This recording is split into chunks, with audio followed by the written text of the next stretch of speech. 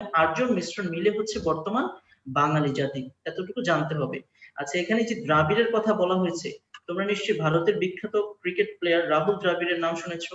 তিনি দি ওয়াল নামে পরিচিত ক্রিকেটের ইতিহাসে। দি ওয়াল তার টেস্ট ক্রিকেটে তার অনবদ্য ধৈর্যতার কারণে তাকে দি ওয়াল নামকরণ করা হয়েছে।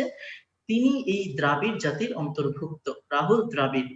আচ্ছা, এখন দেখো বাংলার যে প্রাচীন জনপদ গুলো আছে, নেক্সট যে অংশ তোমরা ডাইজেস্টে পাবে, বাংলার প্রাচীন জনপদ একটা ছক আছে, সেখানে সবচেয়ে প্রাচীন হচ্ছে পুন্ড্র।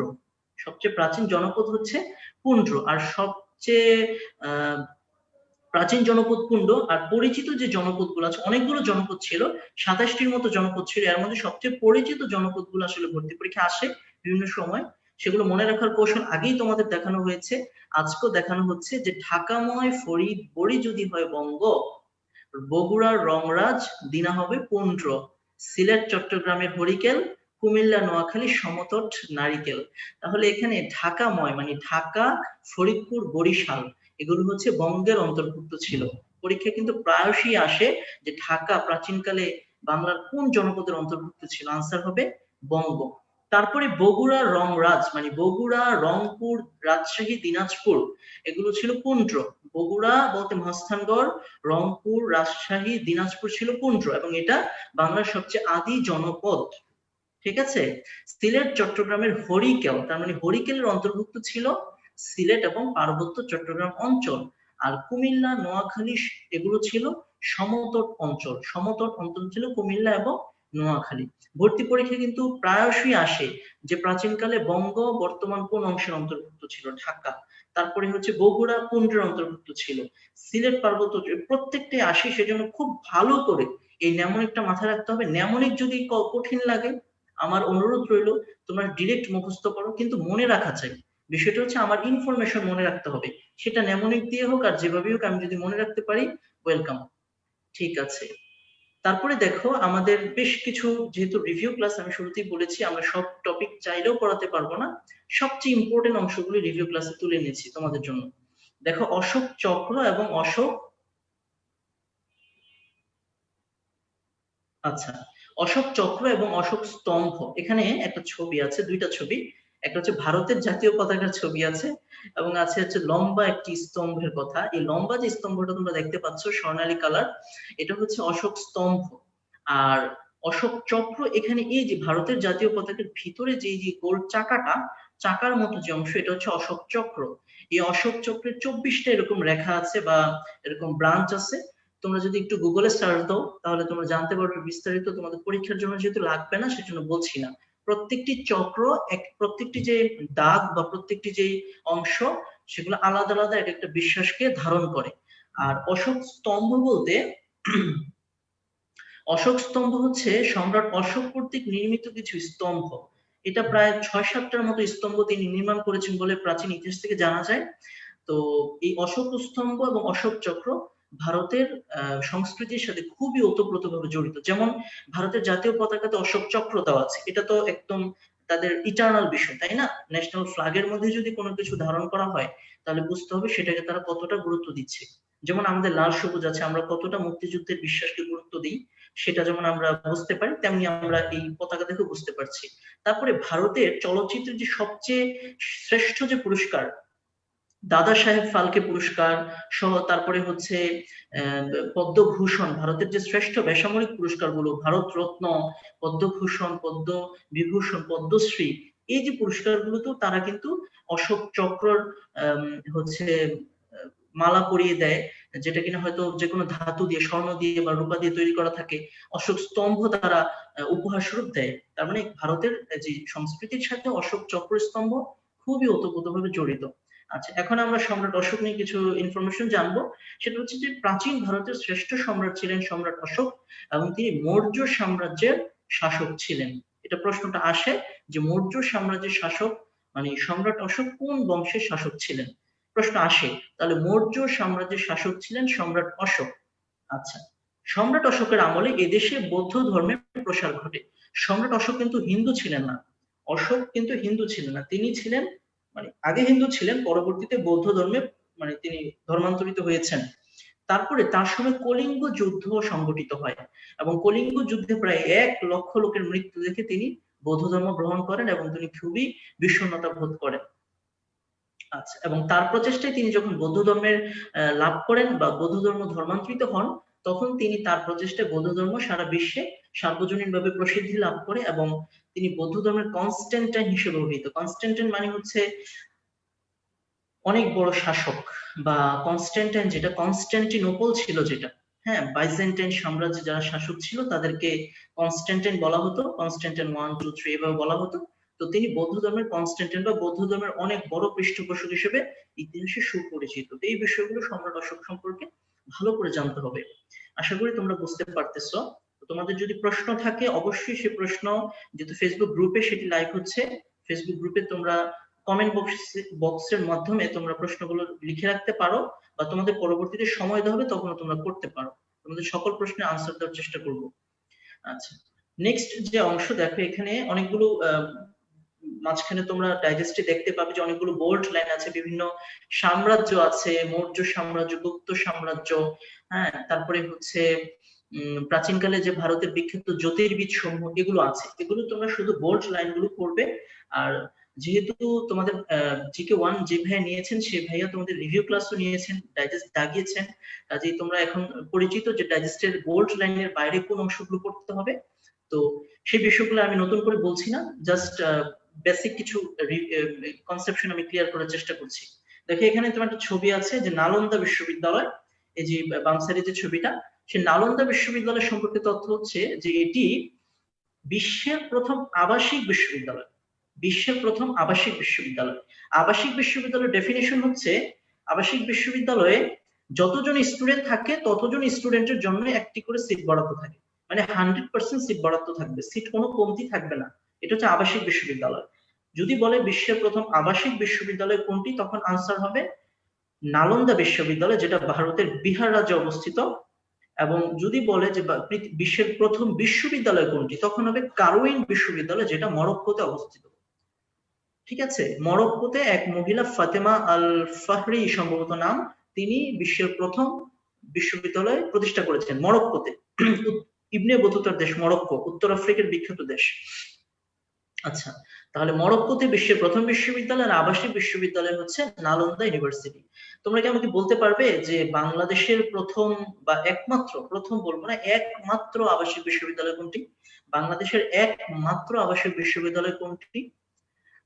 আশা করি অনেকেই জানো, তো জানা থাকলে তোমরা কমেন্টে জানিয়ে দিতে পারো। আচ্ছা, তারপরে একটা দেখো সোমপুর বিহার এখানে আছে।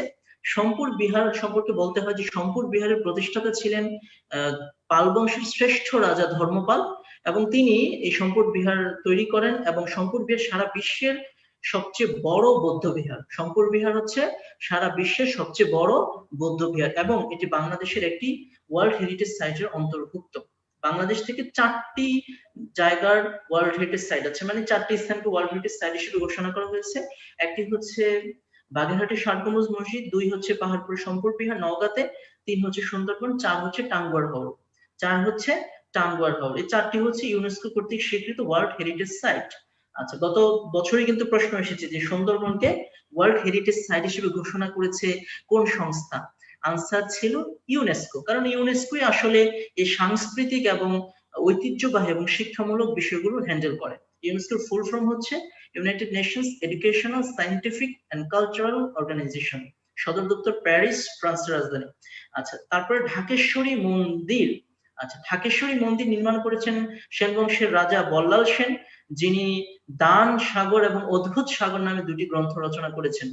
আচ্ছা, তাহলে সেন বংশের প্রতিষ্ঠাতা ছিলেন হেমন্ত সেন, তারপরে সামন্ত সেন। সামন্ত সেন যেহেতু কিছু করতে পারেননি, সেজন্য তার পুত্র, আচ্ছা এক মিনিট, এখানে হেমন্ত আর সামন্তর মধ্যে প্যাচটা লাগে। হেমন্ত সেন হচ্ছে ইয়ে করেছেন, কিন্তু তিনি রাজ্য প্রতিষ্ঠা করতে না পারায় তার পুত্র সামন্ত সেনকে হচ্ছে সেন বংশের প্রতিষ্ঠাতার মূল কৃতিত্ব দেওয়া হয়। তারপরে শ্রেষ্ঠ রাজা ছিলেন বিজয় সেন, বল্লাল সেন ছিলেন, এবং সর্বশেষ রাজা ছিলেন লক্ষণ সেন, যাকে পরাজিত করে মুসলমানদের মধ্যে প্রথম বাংলা জয় করেন বখতিয়ার খলজি 1204 সালে। আচ্ছা, এই ছিল এই স্লাইড থেকে গুরুত্বপূর্ণ ইনফরমেশন গুলো। আশা করি তোমরা বিষয়গুলো বুঝতে পেরেছো। আমি নেক্সট স্লাইডে যাচ্ছি। আচ্ছা, এখন দেখো আম, আমাদের যে টপিক প্রাচীন বাংলার বিভিন্ন ইতিহাস এবং প্রাচীন বাংলার বিভিন্ন রাজবংশ, এখান থেকে যে বিষয়গুলো অবশ্যই অবশ্যই জানতে হবে, তার মধ্যে এগুলো এগুলো হচ্ছে মূল ইনফরমেশন যে বাঙালি জাতির পরিচয় আসলে শঙ্কর জাতি হিসেবে। তোমাদের যেহেতু এই স্লাইড গুলো দিয়ে দেওয়া হবে, কাজেই স্ক্রিনশট না দিয়ে রাখলে অসুবিধা হবে না, কারণ স্লাইড তো দেওয়া হবে। আচ্ছা, শঙ্কর জাতি হিসেবে হচ্ছে বাঙালি জাতির পরিচয়। আমি শুরুতেই বলেছি আর্য এবং অনার্য মিলে হচ্ছে বাঙালি জাতি, কাজে এখানে শঙ্কর হয়েছে, হাইব্রিড হয়েছে। আচ্ছা, তারপরে দেখো যে পয়েন্টটা যে বাংলার আদি জনপদ গুলোর জনগোষ্ঠীর ভাষা ছিল অস্ট্রিক, জানতে হবে, খুব ইম্পর্টেন্ট, প্রায় সময় আসে পরীক্ষায়। এবং ঐতরেয় আরণ্যক নামক গ্রন্থে বঙ্গ নামের প্রথম উল্লেখ পাওয়া যায়। একটা বিষয় আমি একটু ক্লারিফাই করে দিই যে বঙ্গ নামের প্রথম উল্লেখ পাওয়া যায় হচ্ছে ঐতেরেয় আরণ্যক নামক গ্রন্থে, আর দেশবাচক বাংলা নামের প্রথম প্রয়োগ পাওয়া যায় বা উল্লেখ পাওয়া যায় সম্রাট আকবরের আবুল ফজল, যিনি সভাকবি ছিলেন, তার রচিত আইনি আকবরী নামক গ্রন্থে। তার যদি বলে পরীক্ষা যে দেশবাচক বাংলা শব্দ প্রথম পাওয়া যায় কোথায়, তখন আনসার হবে আইনি আকবরী গ্রন্থে, যার লেখক আবুল ফজল। আর যদি বলে বঙ্গ নামের প্রথম উল্লেখ পাওয়া যায় কোথায়, তখন হবে ঐতেরেয় আরণ্যক নামক গ্রন্থে। আশা করি তোমরা পার্থক্যটা ধরতে পেরেছো। নেক্সট হচ্ছে সমুদ্রগুপ্তকে প্রাচীন ভারতের নেপোলিয়ন বলা হয়। আচ্ছা, নেপোলিয়ন তোমরা সবাই জানো, নেপোলিয়ন বোনাপার্ট ফ্রান্সের সেনাপতি ছিলেন ফরাসি বিপ্লবের সময়, ফরাসি বিপ্লব পরবর্তী সময় ছিলেন। তো তাকে আবার নির্বাসন দেওয়া হয় সেন্ট হেলেনা দ্বীপে, তিনি সেখানে মারা যান এবং আর্সেনিক রোগে মানে আর্সেনিকের মাধ্যমে তাকে হত্যা করা হয়েছে, আর্সেনিকের মাধ্যমে বিষ প্রয়োগে আর কি।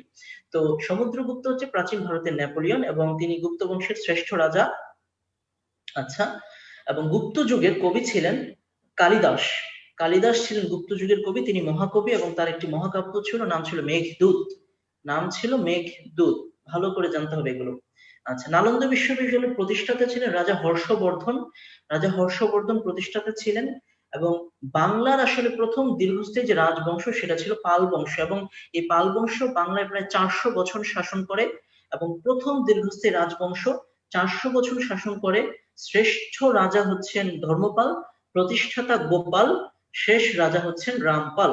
এবং তারা ছিলেন বৌদ্ধ ধর্মাবলম্বী, হিন্দু না, তারা ছিলেন বৌদ্ধ ধর্মাবলম্বী। এবং পাল আমলেই বাংলা ভাষার যে আদি নিদর্শন চর্যাপদ সেটা রচিত হয়। এবং 1907 সালে নেপালের রাজদরবার থেকে পণ্ডিত মহামহোপাধ্যায় হরপ্রসাদ শাস্ত্রী সেই চর্যাপদকে আবিষ্কার করেন। আচ্ছা, ঠিক আছে, তাহলে আমরা এই প্রাচীন বাংলার ইতিহাস এবং প্রাচীন বাংলার যে বিভিন্ন রাজবংশ এই টপিক বুঝতে পারলাম। এখন আমরা যদি একটু নমুনা প্রশ্নে চলে যাই, সেই নমুনা প্রশ্ন যদি আমরা একটু দেখি, তোমরা একটু এই প্রশ্নগুলো আনসার দেওয়ার চেষ্টা করো কমেন্ট বক্সে।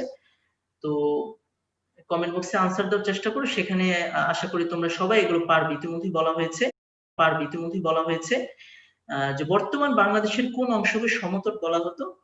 বলেছি সূত্রের একেবারে শেষ লাইন, মানে নেমোনিকের, অর্থশাস্ত্র অবদানের জন্য কে বিখ্যাত ছিল?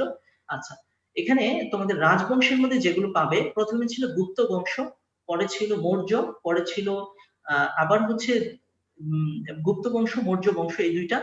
তারপরে ছিল হলো যে পরে পরবর্তীতে নালন্দা ইউনিভার্সিটি, এবং পরে হচ্ছে শশাঙ্ক, হর্ষবর্ধন, এবং হচ্ছে মাৎসন্যায়, তারপরে পাল, সেন, এগুলো ছিল। তো এই গুপ্ত বংশেরই একজন লেখক ছিলেন, যিনি গুপ্ত বংশের প্রতিষ্ঠাতা চন্দ্রগুপ্তের দরবারের প্রধান মানে মন্ত্রী বা প্রধান লেখক ছিলেন। তার নাম ছিল কৌটিল্য, যিনি অর্থশাস্ত্র নামক বইটি রচনা করেন। অর্থশাস্ত্র বইটি রচনা করেছেন কৌটিল্য। কৌটিল্যের ডাক নাম ছিল, কৌটিল্যের ডাক নাম কি ছিল? কৌটিল্যের ডাক নামটা তোমরা কমেন্ট বক্সে জানিয়ে দেওয়ার চেষ্টা করো। আচ্ছা, তাহলে কৌটিল্যের বই ছিল অর্থশাস্ত্র, তাহলে আনসার হবে অর্থশাস্ত্র অবদানের জন্য কে বিখ্যাত? কৌটিল্য। আচ্ছা, অশোক কোন বংশের সম্রাট ছিলেন? আমরা ইতিমধ্যেই বলেছি, সম্রাট অশোক কোন বংশের শাসক ছিলেন, সম্রাট ছিলেন। বৌদ্ধ ধর্মের কনস্ট্যান্টাইন কে ছিলেন? তারপরে হচ্ছে পাল বংশের প্রথম রাজা বলেছি, পাহাড়পুর বৌদ্ধ বিহারের নির্মাতা বলেছি। এই প্রশ্নগুলো বিগত বছর বিসিএস, ভার্সিটি এবং মেডিকেলে বিভিন্ন সময় এসেছে। তো কাজে এগুলো একটু আনসার দেওয়ার চেষ্টা করো, আমরা একটু 30 সেকেন্ড তোমাদের সুযোগ দিচ্ছি, কমেন্ট বক্সে একটু জানিয়ে দাও। আচ্ছা, তারপরে আমরা নেক্সট টপিকে যাব। জাহাঙ্গীর ভাই?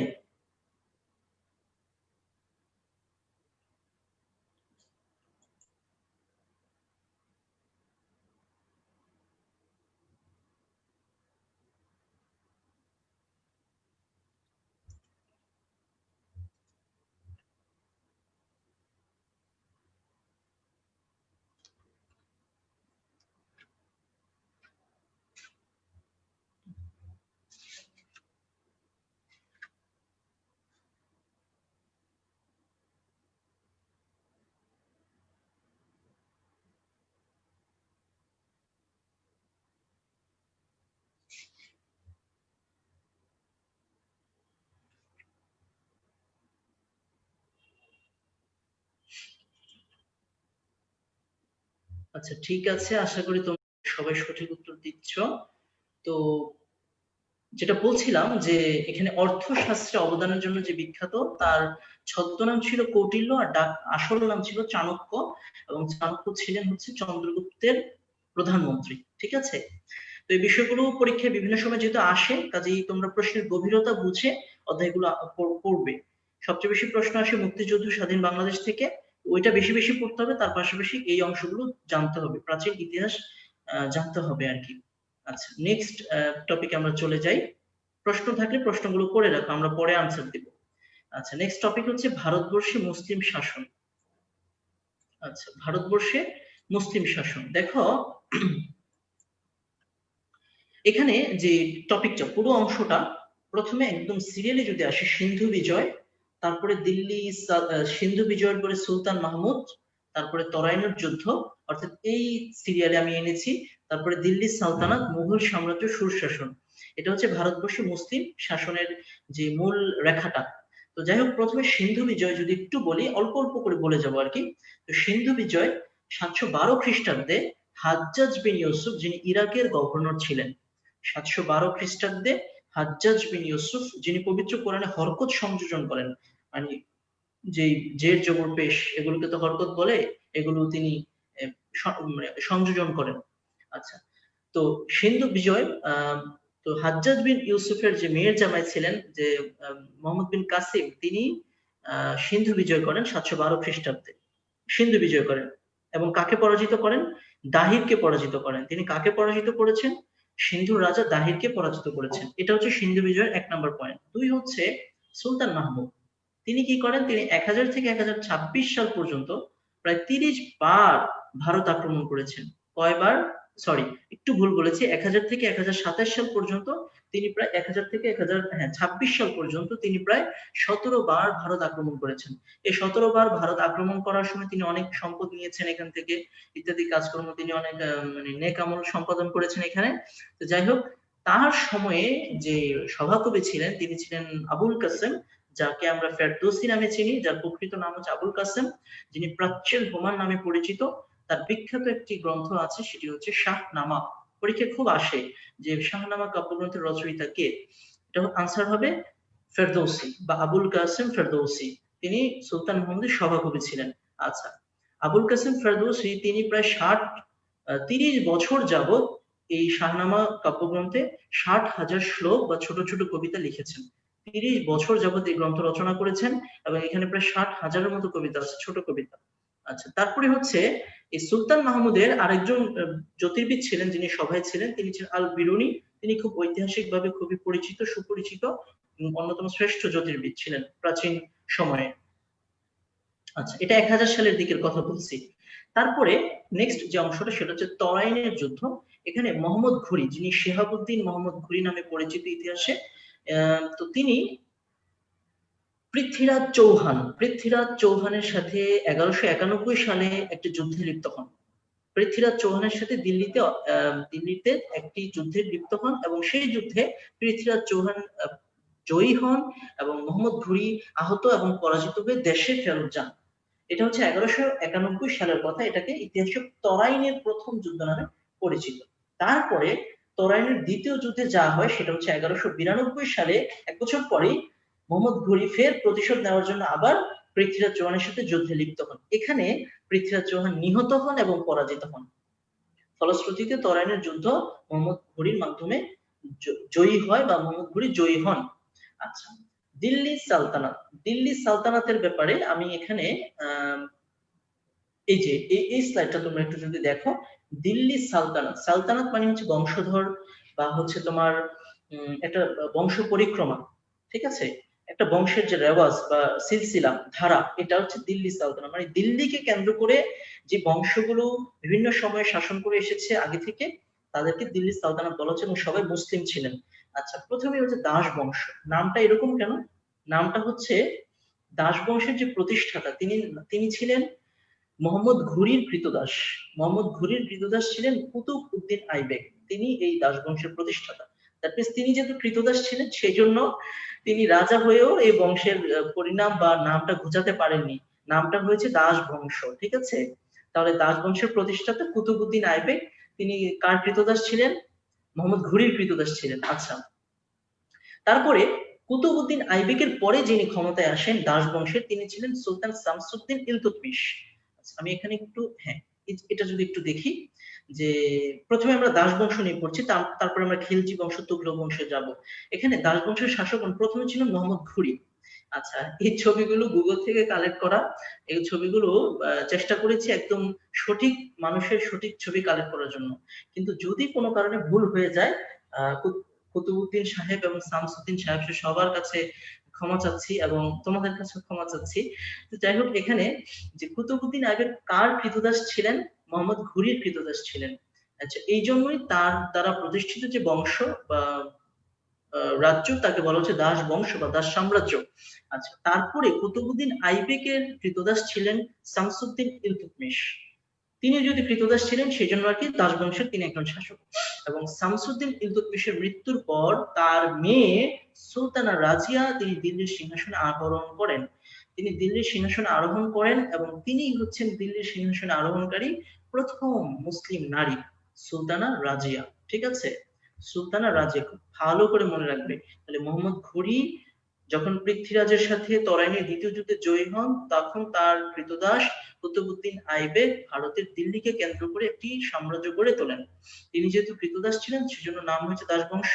তারপরে তারই কৃতদাস শামসুদ্দিন ইলতুৎমিশ তিনি পরবর্তী শাসক হয়েছেন এবং পরবর্তীতে তারই কন্যা সুলতানা রাজিয়া দিল্লির সিংহাসনে আরোহণকারী প্রথম মুসলিম নারী হিসেবে ইতিহাসে খ্যাতি পেয়েছেন।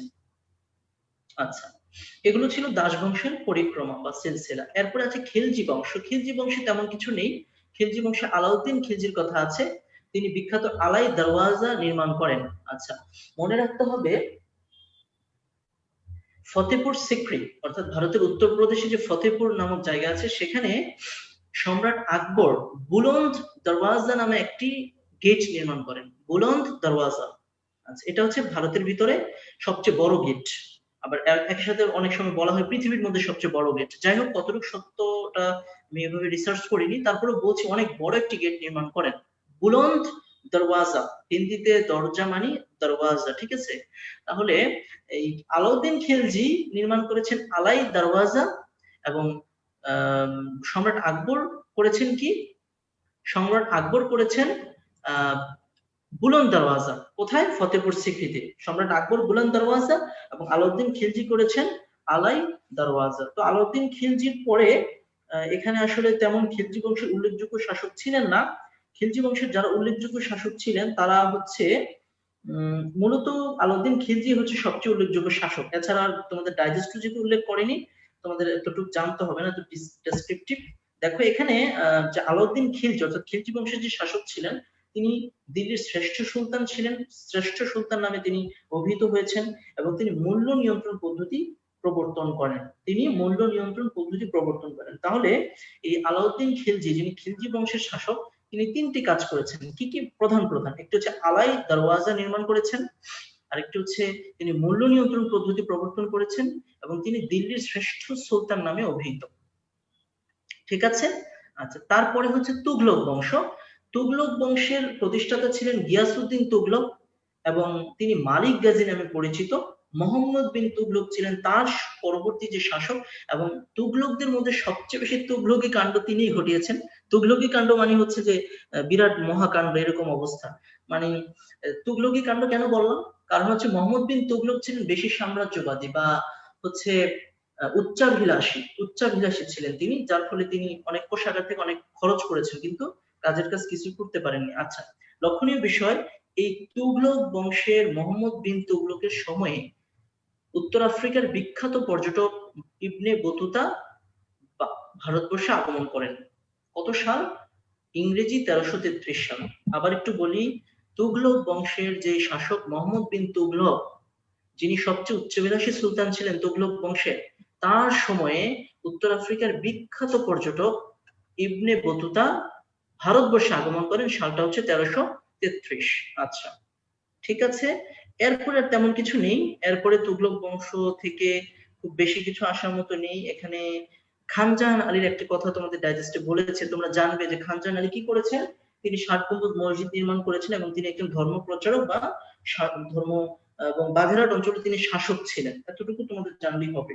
আচ্ছা, নেক্সট এবং সর্বশেষ দিল্লির সালতানাতের যে শাসন ব্যবস্থা সেটি হচ্ছে লোদি বংশ। এখানে বাহলুল লোদি ছিলেন এই লোদি বংশের প্রতিষ্ঠাতা এবং সর্বশেষ রাজা ছিলেন লোদি বংশের ইব্রাহিম লোদি, যাকে মুঘল সম্রাট অর্থাৎ প্রথম মুঘল সম্রাট যিনি জহিরুদ্দিন মোহাম্মদ বাবুর, তিনি 1526 সালে পানিপথের প্রথম যুদ্ধে পরাজিত করেন, করে মুঘল সাম্রাজ্যের সূচনা করেন এবং লোদি বংশের পতন ঘটান।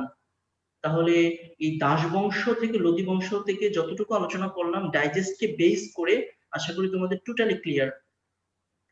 ঠিক আছে, সালতানাত কি তোমরা বুঝতে পেরেছো? দাস বংশটা কেন দাস বংশ নাম হয়েছে, খিলজি নাম হয়েছে, তারপরে আলাউদ্দিন খিলজির কথা বললাম, তুঘলক বংশের কাজ খুব বেশি কিন্তু পড়া নেই, এখানে কয়েকটা লাইন পড়তে হবে মাত্র।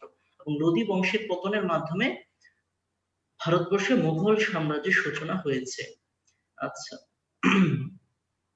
ঠিক আছে, তাহলে দিল্লি সালতানাত আমাদের শেষ। আমরা এখন নেক্সট যে অংশ যাব সেটা হচ্ছে মুঘল সাম্রাজ্য। আচ্ছা, মুঘল সাম্রাজ্যের প্রতিষ্ঠাতা ছিলেন, দেখো কি স্মার্ট এবং ড্যাশিং একজন পুরুষকে দেখতে পাচ্ছ তোমরা স্লাইডে, জহিরুদ্দিন মোহাম্মদ বাবুর। আচ্ছা, ইতিহাসে তার নামটা বাবর নামে বেশি পরিচিত হলেও তার অ্যাকচুয়াল যে উচ্চারণ সেই উচ্চারণটা হচ্ছে বাবুর। তুর্কি ভাষায় বাবুর শব্দের অর্থ লায়ন, সিংহ, এবং তিনি মায়ের দিক থেকে চেঙ্গিস খান এবং বাবার দিক থেকে বিখ্যাত যে যোদ্ধা তৈমুর লং এর বংশধর ছিলেন এই জহিরুদ্দিন মোহাম্মদ বাবুর। এবং তিনি বাবুর নামে কেন পরিচিত পেয়েছেন? অনেক বেশি সাহসী হওয়ার কারণে, নির্ভীকতার পরিচয় দিয়েছেন তাই। বাবুর শব্দের অর্থ সিংহ। এখন জহিরুদ্দিন মোহাম্মদ বাবুর তিনি 1526 সালে পানিপথের প্রথম যুদ্ধে ইব্রাহিম লোদিকে পরাজিত করেছেন, করে মুঘল সাম্রাজ্যের গোড়াপত্তন করেন। আচ্ছা, তার জীবনী এটা তিনি একটা কাজ করেছেন আরো, তিনি বেশ ধর্মপ্রাণ মুসলমান ছিলেন এবং একই সাথে তিনি হচ্ছেন মুঘল সম্রাটদের মধ্যে প্রথম আত্মজীবনী লিখেছেন, তুঝকি বাবুর নামে বা বাবুর নামা, যেটা তুর্কি ভাষায় রচিত, এটা তিনি রচনা করেছেন। আচ্ছা ঠিক আছে, তারপরে নেক্সট যে অংশ সেটাতে আমরা চলে যাই। এখানে আমরা মুঘল শাসকদের কিছু ছবি দেখতে পাচ্ছি, সবাই অনেক dashing and super duper smart ছিলেন। যাই হোক, আমাদের আসলে বুঝতে হবে যে কার কার কি ছবি। একটু মোটামুটি ঠিকই আছে, এগুলো আমি অনেকটা রিসার্চ করি বের করছি, গুগল থেকে নেওয়া সব ছবি অবভিয়াসলি। তো যেহেতু আমিও জীবিত ছিলাম না বা আমার বংশধররা কোথায় ছিল কে জানে। এখন এখানে যে মুঘল শাসকদের ছবিটা দেওয়ার কারণ হচ্ছে আমাদেরকে মুঘল শাসকের ক্রম জানতে হবে, মুঘল শাসক কার পরে কে এসেছেন পরীক্ষা অনেক সময় আসে। আচ্ছা, এখানে যে বাম দিকে যে ছবিটা তোমরা দেখতে পাচ্ছ ছোট করে, ইনি হচ্ছেন নাসিরুদ্দিন মোহাম্মদ হুমায়ুন। তার সম্পর্কে একটু একটু বলে যাব, প্রত্যেকের সম্পর্কে একটু একটু বলে যাব। তিনি হচ্ছেন নাসিরুদ্দিন মোহাম্মদ হুমায়ুন। তার সম্পর্কে সবচেয়ে গুরুত্বপূর্ণ 2-3টা লাইন, সেটা হচ্ছে তিনি বাংলার নামকরণ করেন জান্নাতাবাদ। তিনি বাংলাকে কি নাম করেন? জান্নাতাবাদ। এবং তিনি কনৌজের যুদ্ধে শেরশাহর কাছে পরাজিত হয়েছেন। পরবর্তীতে তিনি আবার শেরশাহকে পরাজিত করে দিল্লি দখল করেছেন। তার মানে তিনি কনৌজের যুদ্ধে 1839 সালে পরাজিত হয়েছেন শেরশাহর কাছে, আফগান সম্রাট শেরশাহর কাছে, আফগান শাসক। এবং পরবর্তীতে তিনি এই শেরশাহকে 1 বছর পরে পরাজিত করে আবার মুঘল সাম্রাজ্য ফের প্রতিষ্ঠা করেন,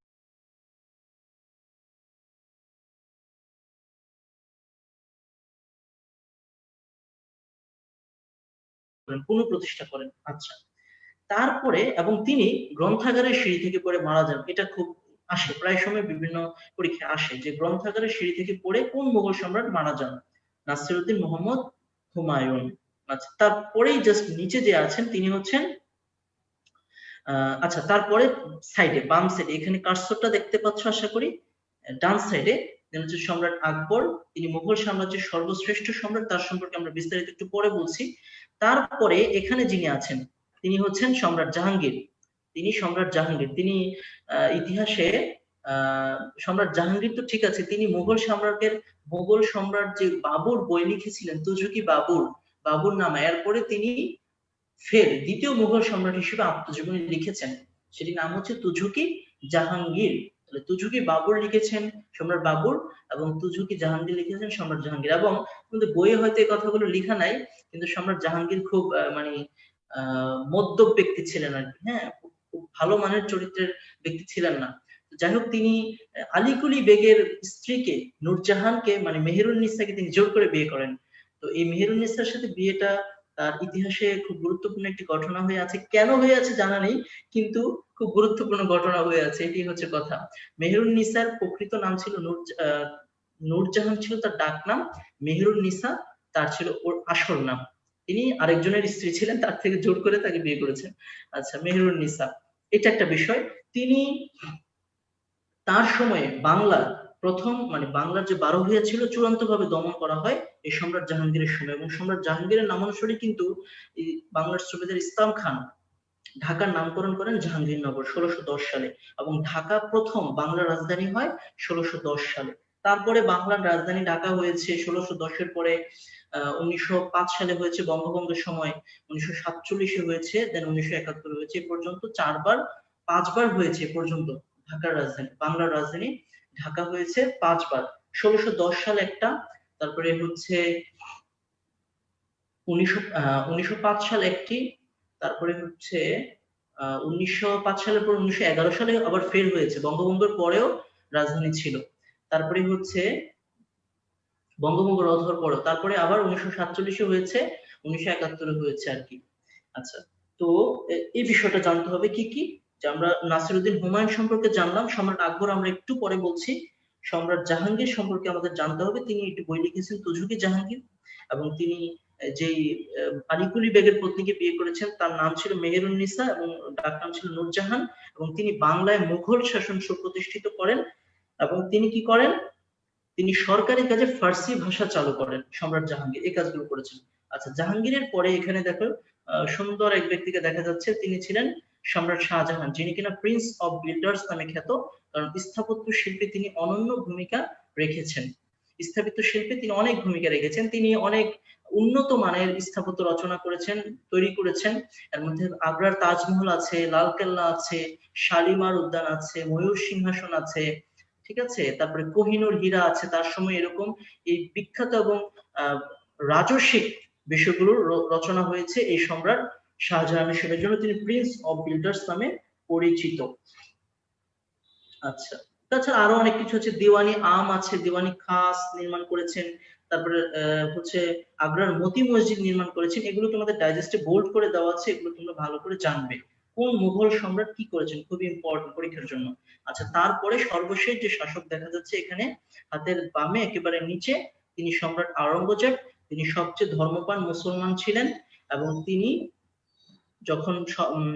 যখন সিংহাসনে আরোহণ করেন তখন তিনি আওরঙ্গজেব থেকে আলমগীর নামকরণ মানে নাম নেন, উপাধি নেন, এবং তাকে জিন্দা পীর বলা হয়। এবং তিনি অত্যন্ত ধর্মপ্রাণ মুসলমান ছিলেন, মুসল্লি ছিলেন, তিনি ধর্মভীরু ছিলেন, এবং তিনি জিজিয়া কর পুনঃস্থাপন করেন। সম্রাট আকবর জিজিয়া কর রহিত করেছিলেন, কিন্তু সম্রাট আওরঙ্গজেব তিনি জিজিয়া কর পুনঃস্থাপন করেন। জিজিয়া কর কি আমি একটু পরে বলছি।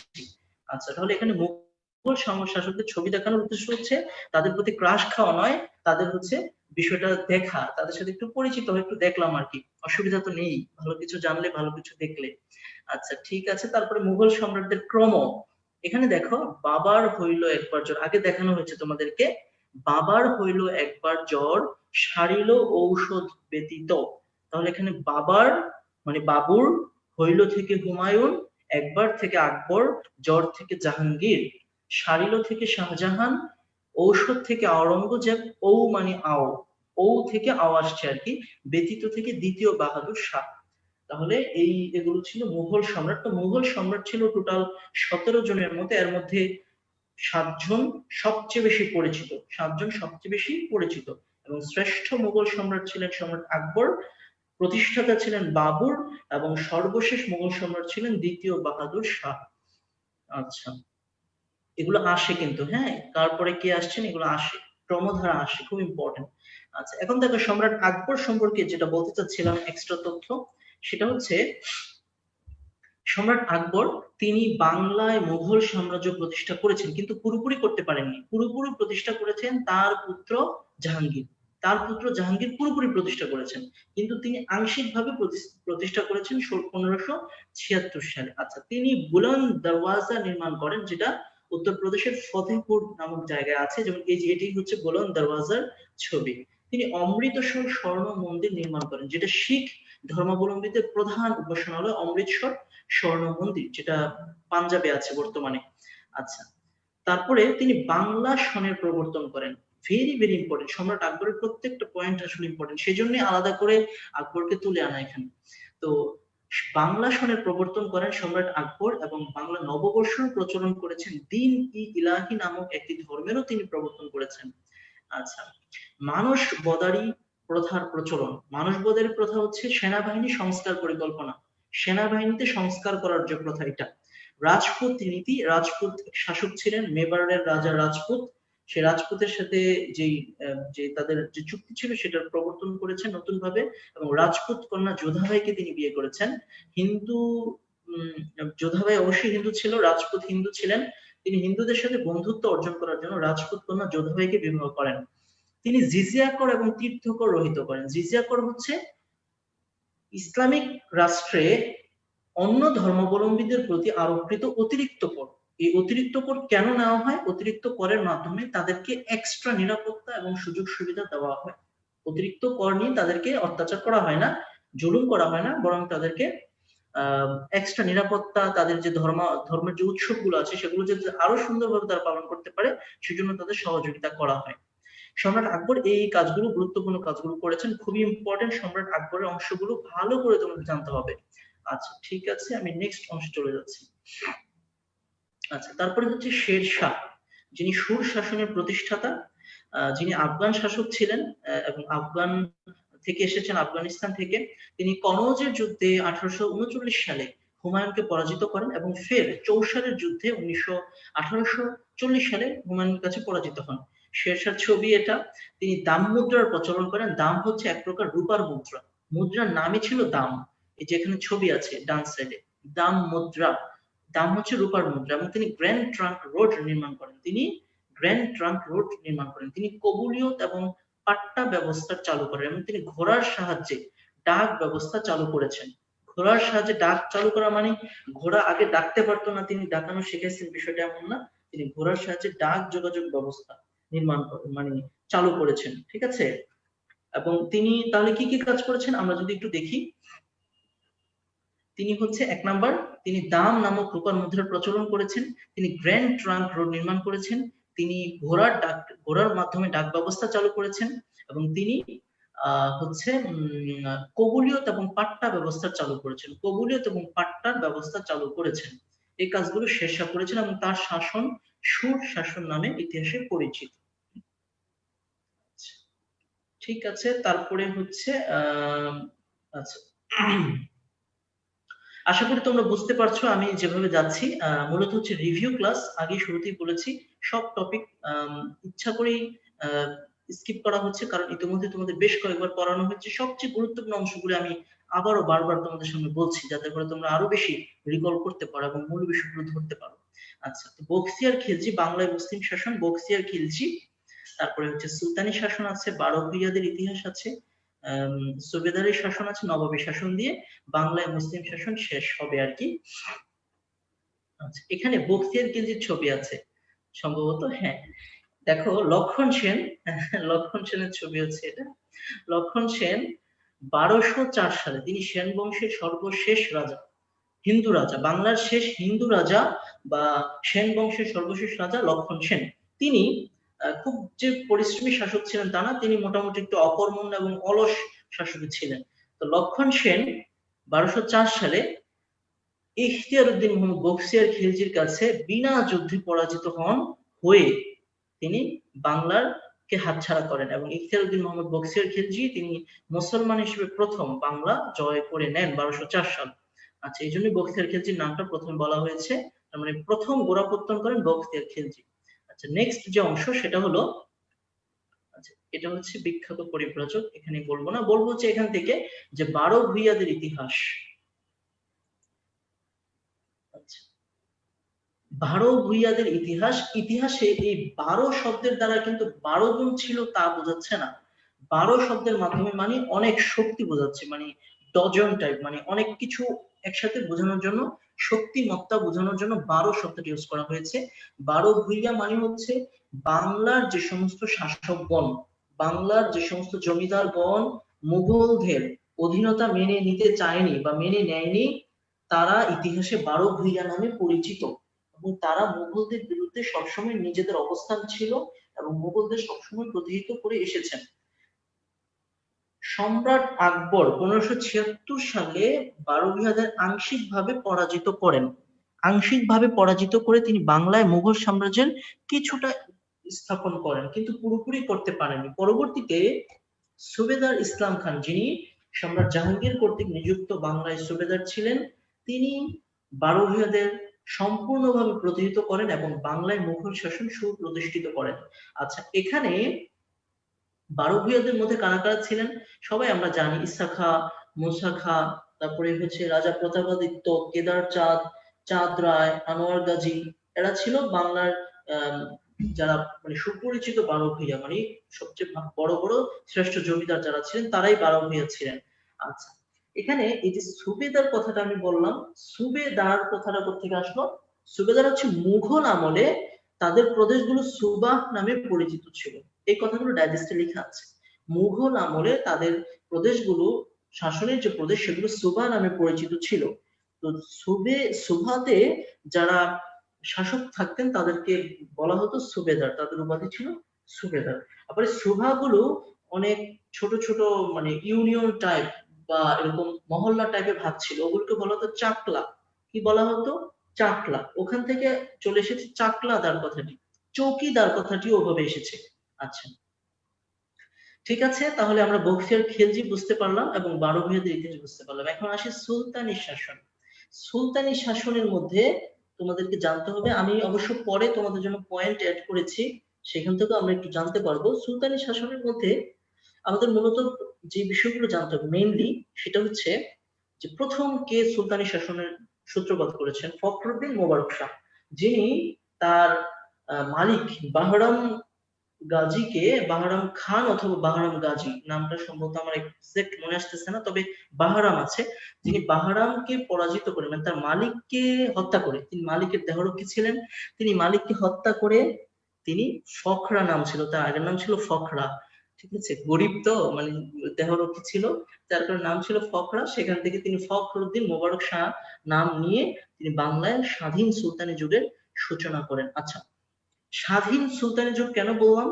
বললাম হচ্ছে যারা দিল্লির শাসক ছিলেন, তারা মানে দিল্লি সালতানাতের মধ্যে যারা ছিলেন, তারা প্রায় 200 বছর যাবত, মানে মুঘলদের আগ পর্যন্ত তারা এই বাংলাকে তাদের শাসনের মাধ্যমে রাখতে পারেননি, অধীনে রাখতে পারেননি।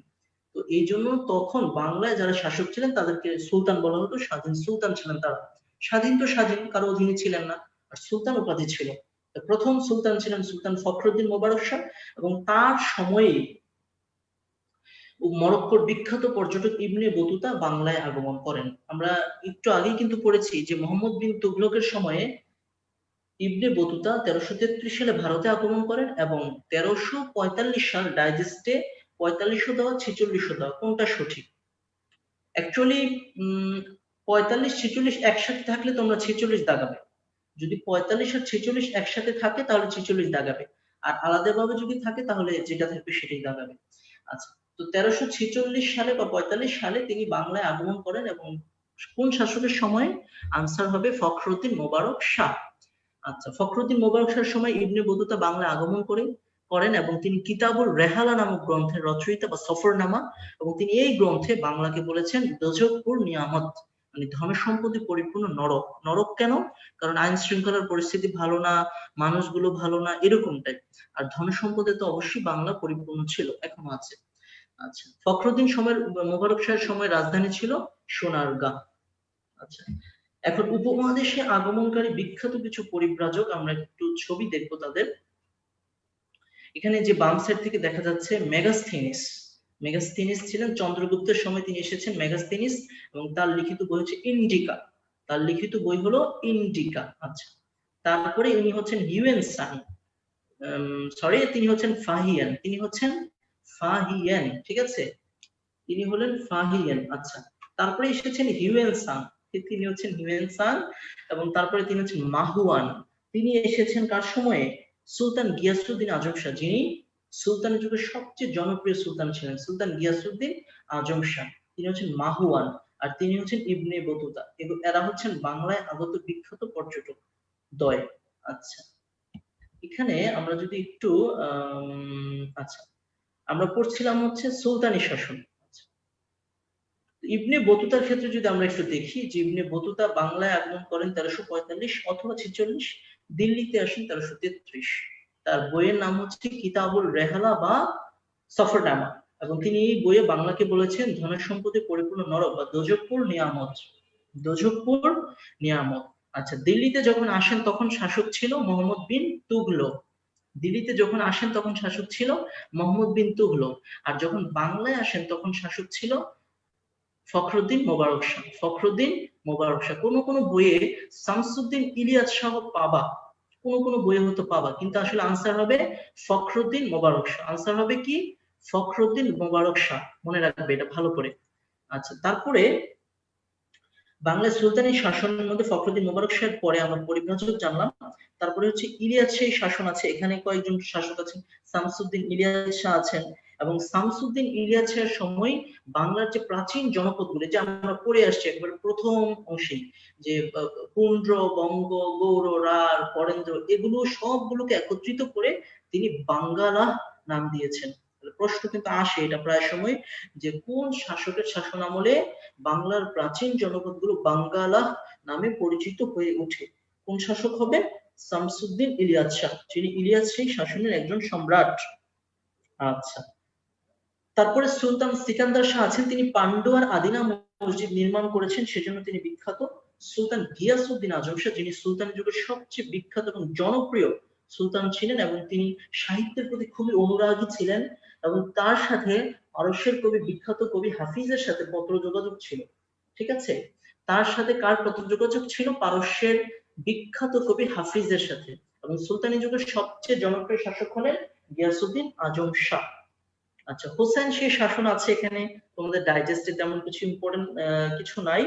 তো তারপরে তুমি জানতে পারো যে হোসেন সেই শাসনে গিয়াসউদ্দিন মাহমুদ শাহ, যিনি সর্বশেষ স্বাধীন সুলতান ছিলেন, বাংলার সর্বশেষ স্বাধীন সুলতান ছিলেন গিয়াসউদ্দিন মাহমুদ শাহ। এতটুকুই। আচ্ছা, ঠিক আছে, অবশ্যই জানতে হবে যে অংশগুলো এই ভারতবর্ষ এবং বাংলায় মুসলিম শাসন থেকে, সেটা হচ্ছে এখানে লেখা আছে খুব সুন্দর করে, অলরেডি বলা হয়েছে। তো দিল্লি সালতানাতের প্রতিষ্ঠাতা কুতুবউদ্দিন আইবেক, যিনি কৃতদাস ছিলেন, মোহাম্মদ বিন ঘুরির কৃতদাস ছিলেন, এবং দিল্লিতে কুতুব মিনার নির্মাণও করেন এই কুতুবউদ্দিন আইবেক। আচ্ছা, এখানে কুতুবউদ্দিন আইবেক কুতুব মিনার নির্মাণ করেন, কিন্তু কুতুবউদ্দিন আইবেকের নামানুসারে কিন্তু কুতুব মিনারের নাম হয়নি। কুতুব মিনার নাম হয়েছে বিখ্যাত সাধক বা বিখ্যাত আউলিয়া বখতিয়ার, কুতুবউদ্দিন বখতিয়ার কাকি, তার নামানুসারে এই কুতুব মিনার নামকরণ হয়েছে। এবং কুতুব মিনার আসলে ইটের তৈরি বিশ্বের সবচেয়ে উচ্চতম মিনার। ইটের তৈরি বিশ্বের সবচেয়ে উচ্চতম মিনার হচ্ছে কুতুব মিনার, দিল্লিতে অবস্থিত। এটা খুবই সুদর্শন। এবং হচ্ছে এই কুতুবউদ্দিন আইবেককে লাখ বক্স বলা হতো, মানে উনি দানশীল ছিলেন, অনেক দানশীল ছিলেন। আচ্ছা, এখানে সুলতান রাজিয়ার ছবি আমরা দেখতে পাচ্ছি, তিনি দিল্লির সিংহাসন আরোহণকারী প্রথম মুসলিম, আমরা জানি। আচ্ছা, সম্রাট হুমায়ুন বাংলার নামকরণ করেছেন জান্নাতাবাদ, আমরা এটাও জানি, এগুলো পড়েছি আমরা। আচ্ছা, মুসলমানদের মধ্যে প্রথম বাংলা জয় করেন বখতিয়ার খলজি, এগুলো সব পড়েছি, এগুলো অবশ্যই জানতে হবে এই ভারতবর্ষে এবং বাংলায় মুসলিম শাসন থেকে। আচ্ছা, তারপরে যে অংশটা অবশ্যই জানতে হবে সেটা হচ্ছে মানসিংহ, অর্থাৎ আকবরের যে সেনাপতি, যিনি আকবরের মানসিংহকে সেনাপতি করে আকবর বাংলায় পাঠিয়েছেন যাতে বারো ভূঁইয়াদের দমন করতে পারে, কিন্তু মানসিংহ বারো ভূঁইয়াদের দমন করতে ব্যর্থ হন। পরবর্তীতে ইসলাম খান বারো ভূঁইয়াদের দমন করেন। কোন শাসক পাঠিয়েছেন ইসলাম খানকে? সম্রাট জাহাঙ্গীর ইসলাম খানকে পাঠিয়েছেন, এবং ইসলাম খান বারো ভূঁইয়াদের দমন করেন। এবং ইসলাম খান বাংলায় ধোলাই খাল, ঢাকার যে ধোলাই খাল, যেটা ঢাকার সবচেয়ে মানে প্রশস্ততম খাল ছিল, এবং অনেকটা বুড়িগঙ্গা নদীর সাথে এটার সংযোগ ছিল, এবং এই খাল দিয়ে জাহাজ চলতো, এই খাল দিয়ে পণ্য আনানো হতো। বর্তমানে সেই খাল অনেকটাই মৃত। আচ্ছা, ধোলাই খাল খনন করে নৌকা বাইচের প্রচলন করেন উনি, এবং তিনি, তোমরা জানো যে তিনি জাহাঙ্গীরনগর নামকরণ করেন। তিনি হচ্ছেন তিনি জাহাঙ্গীরনগর নামকরণ করেন, এবং তিনি আরো অনেক বেশ কিছু কাজ করেছেন। তিনি বাংলার রাজধানী রাজমহল ছিল আগে, সেখান থেকে ঢাকায় স্থানান্তর করেছেন। তাহলে বাংলার রাজধানী ঢাকা প্রথম হয় কবে? 1610 সালে। কে করেছেন? সম্রাট জাহাঙ্গীরের নির্দেশে ইসলাম খান। কি নাম দিয়েছেন? জাহাঙ্গীরনগর। কত সাল? 1610 সালে। Very very important. আচ্ছা, তারপরে মুঘল সম্রাট জাহাঙ্গীরের যে ছেলে শাহ সুজা, তিনি বড় কাটরা নির্মাণ করেন। মীর জুমলা, তিনি একজন সুবেদার ছিলেন, তিনি ঢাকা গেট নির্মাণ করেন। এবং শায়েস্তা খান, যিনি ছিলেন সম্রাট আওরঙ্গজেবের মামা, ঠিক আছে, সম্রাট আওরঙ্গজেবের মামা, তিনি লালবাগ কেল্লা নির্মাণ করেন, যেখানে তার কন্যা পরিবিবির মাজার আছে। ছোট কাটরা নির্মাণ করেন। চক মসজিদ নির্মাণ করেন, যেটা চকবাজারে আছে। তারপরে 7 গম্বুজ মসজিদ নির্মাণ করেন। লক্ষণীয় বিষয়, 60 গম্বুজ মসজিদ মানে 60 ডোমস মস্ক নির্মাণ করেছেন খানজাহান আলী। আর সেখানে ডোমের সংখ্যা হচ্ছে 81টা বাগেরহাটে, এবং এটি ইউনেস্কোর ওয়ার্ল্ড হেরিটেজ সাইটের অন্তর্ভুক্ত। আর 7 গম্বুজ মানে 7 ডোমস নির্মাণ করেছেন শায়েস্তা খান। এটা একটু খেয়াল রাখবে। বাংলার প্রথম স্বাধীন নবাব মুর্শিদ কুলি খান, এবং সর্বশেষ স্বাধীন নবাব হচ্ছেন সিরাজউদ্দৌলা। আচ্ছা, এখানে সিরাজউদ্দৌলা সম্পর্কে বিস্তারিত জানতে হবে তোমাদেরকে। যে পলাশীর যুদ্ধ আমি একটু আগেই বলেছি যে নো সরি, তোমাদেরকে বলিনি, বলেছি আরেক জায়গায়। আচ্ছা, তো সিরাজউদ্দৌলা থেকে মোটামুটি ডিটেলস জানতে হবে যে সিরাজউদ্দৌলা কবে সিংহাসনে আরোহণ করেন এবং কবে তার পতন হয়।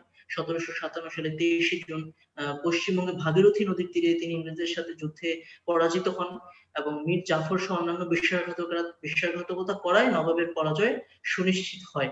আচ্ছা, তারপরে হচ্ছে আহ আচ্ছা, তারপরে যেটা বলছিলাম, আচ্ছা আমরা একটু নেক্সট স্লাইডে যাই।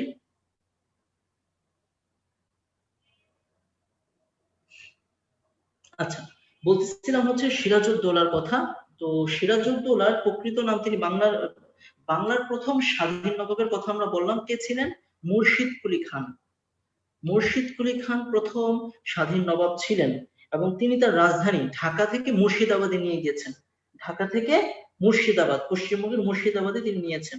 তারপরে নবাব আলীবর্দী খান, যিনি সিরাজউদ্দৌলার নানা ছিলেন, তিনি বর্গীর হাঙ্গামা থেকে বাংলাকে রক্ষা করেন। বর্গীর হাঙ্গামা হচ্ছে মারাঠাদের আক্রমণকে, মারাঠাদেরকে বর্গী বলা হতো, আর ফিরিঙ্গি বলা হতো পর্তুগিজদের। ফিরিঙ্গি বলা হতো পর্তুগিজদের। শায়েস্তা খান পর্তুগিজদের চট্টগ্রাম হতে এবং সন্দ্বীপ হতে বিতাড়িত করেন। আর মারাঠাদের বিতাড়িত করেন হচ্ছে নবাব আলীবর্দী খান, যারা বর্গী নামে পরিচিত।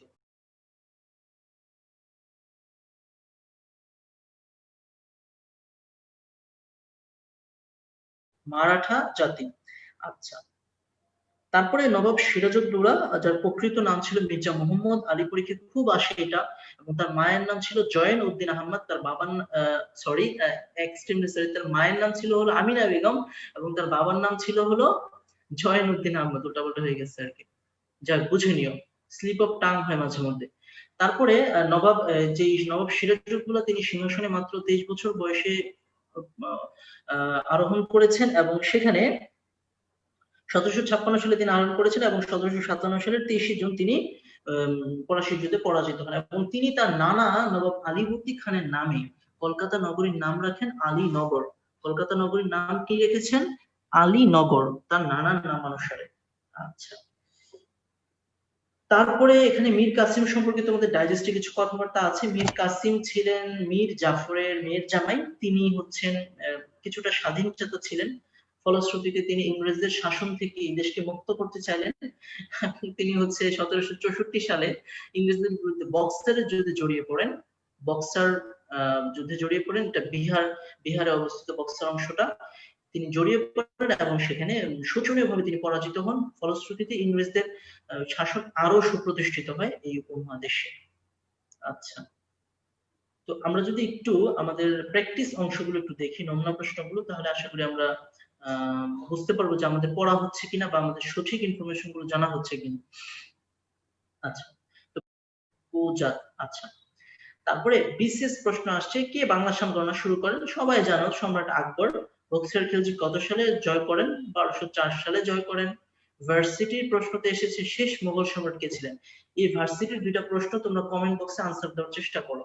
ভার্সিটির প্রশ্নগুলো, শেষ মুঘল সম্রাট কে ছিলেন এবং সমগ্র বাংলা বাঙ্গালা নামে পরিচিত হয়ে ওঠে কোন শাসকের আমলে?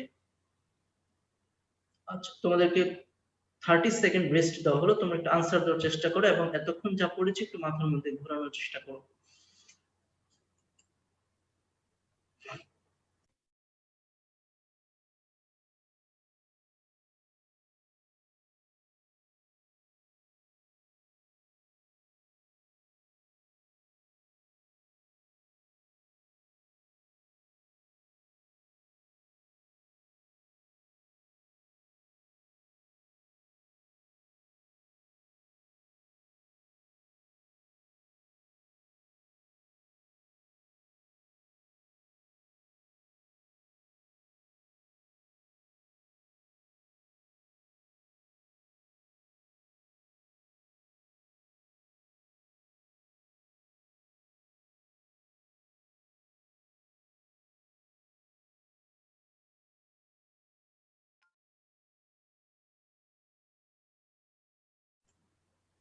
আচ্ছা, আশা করি তোমরা আনসার দিচ্ছ। তো শেষ মুঘল সম্রাট ছিলেন দ্বিতীয় বাহাদুর শাহ, এবং সমগ্র বাঙ্গালা নামে পরিচিত হয়ে সুলতান শামসুদ্দিন ইলিয়াসের আমলে। আচ্ছা ঠিক আছে, আমরা তাহলে নেক্সট টপিকে চলে যাই। এখানে দেখো অনেকগুলো কথা আছে যে ইংরেজ শাসন অর্থাৎ উপমহাদেশে ইউরোপীয়দের আগমন আজকে আমাদের সর্বশেষ টপিক। তো এই ইউরোপীয়দের আগমনের মধ্যে আমরা প্রথমেই দেখতে পাচ্ছি ইংরেজদের আগমন, মানে ইংরেজ শাসন। ইংরেজদের বিরুদ্ধে বাংলায় জাগরণ ও সংস্কার আন্দোলন, সশস্ত্র বৈপ্লবিক কিছু আন্দোলন হয়েছে ভারত বিভক্তি অবশেষে। এবং ইংরেজ শাসনের মধ্যে ব্রিটিশ ইস্ট ইন্ডিয়া কোম্পানির কথা উল্লেখযোগ্য। শাসন ব্যবস্থা রয়েছে বঙ্গভঙ্গ গুরুত্বপূর্ণ। জাগরণ সংস্কার আন্দোলনের মধ্যে তিতুমিরের আন্দোলন আছে, সিপাহী বিদ্রোহ, ফরাইজি আন্দোলন আছে। সশস্ত্র বৈপ্লবিক আন্দোলনের মধ্যে সূর্য সেনের আন্দোলন এবং খিলাফত আন্দোলন, এবং সর্বশেষ ভারত বিভক্তির মধ্যে মহাত্মা গান্ধী দ্বিজাতি তত্ত্ব এবং লাহোর প্রস্তাব রয়েছে। আচ্ছা ঠিক আছে, তো এই বিষয়গুলো নিয়ে আমরা একটু হালকা আলোকপাত করছি। দেখো এখানে কিছু খ্যাতিমান ইংরেজ শাসকের নাম দেওয়া আছে। খ্যাতিমান বলতে তারা কি খ্যাতি কুখ্যাত না বিখ্যাত সেটা পরে জানানো হবে, কিন্তু তারা খ্যাতিমান, মানে তাদের নামটা ইতিহাসে বেশি পরিচিত, সবচেয়ে বেশি তারা পরিচিত। আরো কিছু ইংরেজ শাসক আছে, আমি সবার তো ছবি দেওয়া সম্ভব না, এখানে কিছু কিছু ছবি দেওয়ার চেষ্টা করেছি। আচ্ছা, এখানে উনি হচ্ছেন রবার্ট ক্লাইভ, উনি হচ্ছেন প্রথম ইংরেজ শাসক, এবং উনি হচ্ছেন লর্ড মাউন্টব্যাটেন, তিনি সর্বশেষ ইংরেজ শাসক। তাহলে পরীক্ষা যদি আসে যে সর্বপ্রথম ইংরেজ শাসক কে ছিলেন, রবার্ট ক্লাইভ বা লর্ড ক্লাইভ, এবং সর্বশেষ ছিলেন লর্ড মাউন্টব্যাটেন। আচ্ছা, উনি ছিলেন হচ্ছে লর্ড উইলিয়াম। আচ্ছা আমি নিজে একটু কনফিউজ যে কার ছবি, সবার চেহারা একরকমই। উনি ছিলেন হচ্ছে লর্ড, এক মিনিট। আচ্ছা আচ্ছা যাই হোক, পরিচিতি তোমরা গুগল থেকে জেনে নিও, মানে এরা হচ্ছেন খ্যাতিমান ইংরেজ শাসক। আচ্ছা, খ্যাতিমান ইংরেজ শাসকদের আমরা কিছু খ্যাতি অর্থাৎ খুব খ্যাতি এবং মানে খ্যাতিযুক্ত যে কাজগুলো একটু দেখে আসতে চাই। সেটা হচ্ছে যে লর্ড ক্লাইভ যে কাজটা করেছেন, লর্ড ক্লাইভ করেছেন দ্বৈত শাসন ব্যবস্থা প্রবর্তন করেছেন, এবং তার সময়ে তিনি যেহেতু উপমহাদেশে ইংরেজ শাসনের প্রতিষ্ঠাতা লর্ড ক্লাইভ, এবং তিনি দ্বৈত শাসন ব্যবস্থা প্রতিষ্ঠা করেছেন। তিনি তার সময়ে সবচেয়ে খারাপ শাসন তিনি করেছেন। ইংরেজ শাসক যারা এসেছেন তাদের মধ্যে সবচেয়ে বাজে শাসক তিনি ছিলেন, এবং তিনি তার সময় কিন্তু ৭৬-এর মন্বন্তর সংঘটিত, সেখানে প্রায় ১ কোটির মতো মানুষ না খেয়ে মারা যায় অব্যবস্থাপনার কারণে, এবং ব্যাপক পাচার হয়েছে বাংলা থেকে বা উপমহাদেশ থেকে ব্রিটেনে প্রচুর মালামাল পাচার হয়েছে। আচ্ছা, তারপরে এখানে আরো আরেকজন যদি বলি, এরপরে যদি বলি লর্ড কর্নওয়ালিস আছে, এখানে ছবির সাথে মিলবে না, ছবিতে লর্ড কর্নওয়ালিস নেই, উনি সম্ভবত লর্ড ক্যানিং বা লর্ড ডালহৌসি হবেন আর কি, আমার কনফিউজড, আমি সে ছবি ধরে বলছি না, বলতেছি আমি এভারেজ যেগুলো তোমাদের জন্য বেশি বেশি লাগবে। অনেক আছে, অনেক ইংরেজ শাসকদের কথা তোমাদের ডাইজেস্টে আছে, তো সেইগুলি আসলে মূলত লাগবে, এর মধ্যেও যেগুলো বেশি বেশি লাগবে সেগুলো বলছি। লর্ড ক্লাইভ বলে ফেললাম। তারপরে দেখো লর্ড কর্নওয়ালিস, তিনি কি করেন, তিনি ১০ শালা এবং ৫ শালা বন্দোবস্ত আইন প্রবর্তন করেন, তিনি চিরস্থায়ী বন্দোবস্ত আইন প্রবর্তন করেন। তিনি হ্যাঁ, তিনি চিরস্থায়ী বন্দোবস্ত আইন প্রবর্তন করেন। এখন চিরস্থায়ী বন্দোবস্ত আইন প্রবর্তন করেন ১৭৯৩ সালে। আর চিরস্থায়ী বন্দোবস্ত আইনটাই হচ্ছে সূর্যাস্ত আইন নামে ইতিহাসে পরিচিত। আচ্ছা, সূর্যাস্ত আইন কি? সূর্যাস্ত আইন হচ্ছে ওই যে সূর্য অস্ত যাওয়ার আগেই কৃষকরা যাতে তাদের খাজনার অংশটুকু জমিদারদের কাছে বা ইংরেজদের কাছে বুঝিয়ে দেয়, এটাই হচ্ছে সূর্যাস্ত আইন। যদি সূর্য অস্ত যাওয়ার পরে দিত, বুঝিয়ে দিত, তাহলে তাদের জমি ইংরেজদের কর্তৃক দখলকৃত হয়ে যেত বা জমিদার কর্তৃক দখল হয়ে যেত। আচ্ছা, ১০ শালা বা ৫ শালা বন্দোবস্ত আইন কি? ৫ শালা বন্দোবস্ত আইন হচ্ছে ৫ বছর মানে মেয়াদি কর উত্তোলনের যে পরিকল্পনা, সেটাই হচ্ছে ৫ শালা বন্দোবস্ত আইন। আর ১০ শালা হচ্ছে ১০ বছর মেয়াদি কর উত্তোলনের পরিকল্পনা। আচ্ছা, তারপরে যে পরিচিত যে ইংরেজ শাসক, তিনি হচ্ছেন লর্ড উইলিয়াম বেন্টিং। তিনি উপমহাদেশের অন্যতম শ্রেষ্ঠ ইংরেজ শাসক ছিলেন, এবং তিনি অনেক জনহিতকর কাজ করেছেন, তার মধ্যে সতীদাহ প্রথা অন্যতম। তিনি ১৮২৯ সালে রাজা রামমোহন রায়ের সহায়তায় তিনি হিন্দুদের যে বর্বরোচিত প্রথা ছিল, কুসংস্কার ছিল, যেটা যে স্বামীর সাথে জীবন্ত স্ত্রীকে পুড়িয়ে হত্যা করা চিতার মধ্যে, সেটা তিনি আনুষ্ঠানিকভাবে আইন করে রহিত করেন। আইন করে তিনি রহিত করেন লর্ড উইলিয়াম বেন্টিং, খুবই ইম্পর্টেন্ট কাজ। তারপরে হচ্ছে লর্ড ক্যানিং, তারপরে ছিলেন লর্ড ডালহৌসি। লর্ড ডালহৌসি তিনি সবচেয়ে বেশি সাম্রাজ্যবাদী ছিলেন। তিনি সত্য বিলোপ নীতি প্রবর্তন করেন এবং ব্রিটিশ সাম্রাজ্যের ব্যাপক বিস্তৃতি ঘটান। আর এই লর্ড ডালহৌসি একটি ভালো কাজ করেছেন, ভালো কাজ বলতে তাদের প্রয়োজনে করেছেন। 1853 সালে তিনি উপমহাদেশে প্রথম রেলপথ এবং টেলিগ্রাফ চালু করেছেন এবং 1856 সালে ঈশ্বরচন্দ্র বিদ্যাসাগরের সহায়তায় তিনি হিন্দুদের মধ্যে বিধবা বিবাহ আইন পাশ করেন। তাহলে পরীক্ষা যদি আসে কে বিধবা বিবাহ আইন পাশ করেন, আনসার হবে লর্ড ডালহৌসি। আর যদি বলে কার সহায়তায়, তাহলে আনসার হবে ঈশ্বরচন্দ্র বিদ্যাসাগর। তেমনটা সতীদাহ প্রথার ক্ষেত্রেও কার সহায়তায়, রাজা রামমোহন রায়। কে করেছেন, লর্ড উইলিয়াম বেন্টিং। কত সাল, 1829। আচ্ছা, তারপরে লর্ড ক্যানিং আছে। লর্ড ক্যানিং উপমহাদেশে প্রথম কাগজের মুদ্রা পলিসি ব্যবস্থা চালু করেন এবং তার সঙ্গে সংগঠিত হয়ে যাওয়া সিপাহী বিদ্রোহ হচ্ছে ব্রিটিশের বিরুদ্ধে প্রথম সশস্ত্র বিদ্রোহ, যেটা বাংলার ব্যারাকপুর থেকে শুরু হয়েছিল, যেখানে মঙ্গল পাণ্ডে প্রথম নিহত ব্যক্তি ছিলেন, প্রথম নিহত ব্যক্তি ছিলেন আমাদের স্বাধীনতার জন্য সিপাহী বিদ্রোহের ক্ষেত্রে।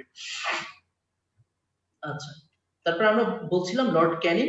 লর্ড ক্যানিং এর পরে আমাদেরকে জানতে হবে হচ্ছে লর্ড কার্জন। লর্ড কার্জন কি করেছেন, লর্ড কার্জনের আগে আমি একটু বলি লর্ড মেয়ো। লর্ড মেয়ো হচ্ছেন 1872 সালে তিনি ভারতবর্ষে প্রথম আদমশুমারির ব্যবস্থা চালু করেন।